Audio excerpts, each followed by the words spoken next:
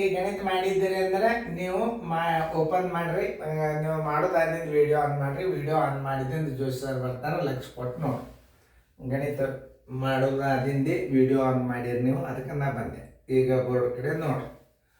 ಪ್ರಶ್ನೆ ನಂಬರ್ 2014, ಪ್ರಶ್ನೆ ನಂಬರ್ 71. ಒಬ್ಬ ಅಂಗಡಿಯವನು ಪ್ರತಿ ಬಾಲ್ ಪೆನ್ನಿಗೆ ರೂಪಾಯಿ 15ರಂತೆ ಅಥವಾ 10ರ ಒಂದು ಪ್ಯಾಕೆಟಿಗೆ ರೂಪಾಯಿ 120ರಂತೆ ಮಾರುವನು. ಅನೀಶಾಳು 22 ಬಾಲು ಪೆನ್ನುಗಳನ್ನು ಕೊಂಡುಕೊಂಡರೆ ಅದರ ಬೆಲೆ ಎಷ್ಟಾಗುತ್ತದೆ? ಒಂದು ಸ್ವಲ್ಪ ವಿಚಾರ ಮಾಡ್ರಿ. 10 ಪ್ಯಾಕಕ್ಕೆ ತೊಗೊಂಡ್ರೆ 15ರಂಗ 10ಕ್ಕೆ ತೊಗೊಂಡ್ರೆ 150 ರೂಪಾಯಿ ಆಗ್ತದೆ.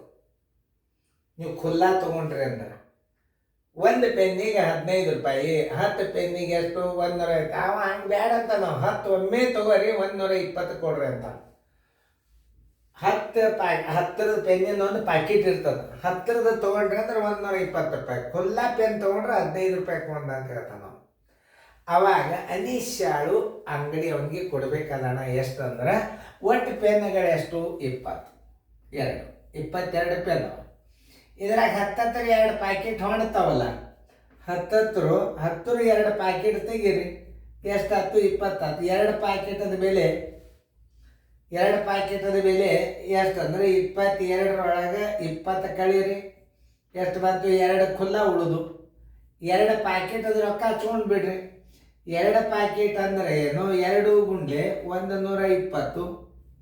2 ಪ್ಯಾಕೆಟ್, ಒಂದು ಪ್ಯಾಕೆಟ್ಗೆ ಎಷ್ಟು? 120 ರೂಪಾಯಿ. 2 ಪ್ಯಾಕೆಟ್ಗೆ ಎಷ್ಟಾಯ್ತು? ಪ್ಲಸ್ 2 ಪೆನ್ನಿನ ಬೆಲೆ, 2 ಪೆನ್ ಉಳಿದು 15 ರೂಪಾಯಿಗೆ ಒಂದು ಪೆನ್ನ.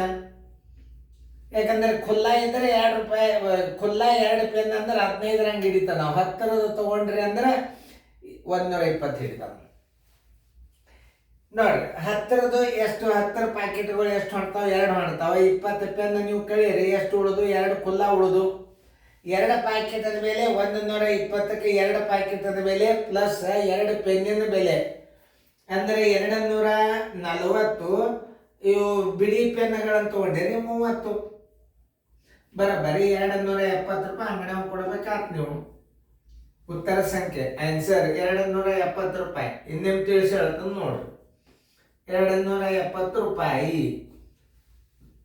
ಉತ್ತರ ಸಂಖ್ಯೆ ಸಿ.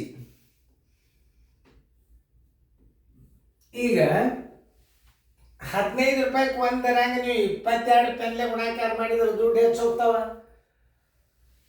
10 ಪ್ಯಾಕೆಟ್ ಒಂದು ಡಜನ್ಕ್ಕೂ ಒಮ್ಮೆ ರೇಟ್ ಕಡಿಮೆ ಇಡ್ತಾರೆ.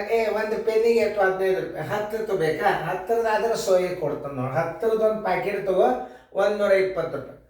10 ಪ್ಯಾಕೆಟ್ ತೊಗೊಂಡ್ರೆ ನಿಮಗೆ 30 ರೂಪಾಯಿ ಉಳಿತಾವ ನೋಡ್ರಿ. 15 ಹತ್ಲೆ 150, 150ರ ಬದಲಾಗಿ 120 ಕೊಡ್ತಾರೆ ಅಂದ್ರೆ 30 ರೂಪಾಯಿ ಉಳಿತು. ಉಳಿದಾಣ ಎಷ್ಟು ಅಂತ ಕೇಳಿದಂದ್ರೆ ಈ 30 ಪ್ಲಸ್ 30 60 ರೂಪಾಯಿ ನಿಮ್ಗೆ ಉಳಿತಾಯ ಆಗ್ತಾವ. ನೀವು 15 ಗುಂಡ್ಲೆ 22 ಮಾಡಿದ್ರೆ 280 ಆಗ್ತದೆ. 280 ಹೆಚ್ಚೆ ಆಗ್ತದೆ. ಯಾಕಂದ್ರೆ 60 ಅಂದ್ರೆ ನೋಡ್ರಿ, ಇದ್ರಾಗ 60 ಕೂಡಿಸ್ರೆ ಎಷ್ಟು ಆಗ್ತದೆ? 330 ರೂಪಾಯಿ ಆಗ್ತದೆ. ಇಲ್ಲಿ ಮಾಡಿ ನೋಡಿ, ಇದ್ರಾಗ 60 ರೂಪಾಯಿ ಕೂಡಿಸಿದ್ರೆ 300. ನೀವು ಮಾಡ್ತೀರಿ ಅಂತ ತಿಳ್ಕೊಂಡು ಉತ್ತರ ಫಸ್ಟ್ಗೆ 15 ಇಟ್ಟ ನಾವು. 15 ಗುಂಡ್ಲೆ 22 ಮಾಡಿದ್ರೆ 330 ಬರ್ತದೆ. ರಾಂಗ್ ಅದು. ನೀವು ಅಷ್ಟು ಗಡಿಬಿಡಿಯಾಗಿ ಒಂದು ಪೆನ್ನಿನ ಬೆಲೆ 15, 22 ಪೆನ್ನುಗಳ ಬೆಲೆ ಎಷ್ಟು? ಪ್ರಶ್ನೆನೇ ಸರಿಯಾಗಿ ಓದಂಗಿಲ್ಲ ಹುಡುಗರು ಗಡಿಬಿಡಿಯಾಗಿ ನವೋದಯದಾಗ. ಹಿಂಗಾಗಿ ಮಾರ್ಕಸ್ಗಳು ಕಡಿಮೆ ಬಿಡ್ತಾವೆ. 10 ಪ್ಯಾಕೆಟ್ ತೊಗೊಂಡ್ರೆ ಕಡಿಮೆ ಆಗ್ತದಿಲ್ಲ. 10 ಪ್ಯಾಕೆಟ್ ತೊಗೊಂಡ್ರೆ 120 ಆಗ್ತದೆ. 150 ಯಾಕೆ ತೊಗೋತೀನಿ? 10 ಪ್ಯಾಕೆಟ್ ಯಾಕೆ ಹೊಣ್ತಾವೆ? 22 ಪೆನ್ದೊಳಗೆ ಒಟ್ಟು 22 ಪೆನ್ ತೊಗೋಬೇಕಾದ್ರೆ 10 ಪ್ಯಾಕೆಟ್ಗಳು 2 ಬರ್ತಾವ. 20 ಪೆನ್ನಿನ ಬೆಲೆ ಎಷ್ಟಾಗ್ತದೆ ನೋಡ್ರಿ?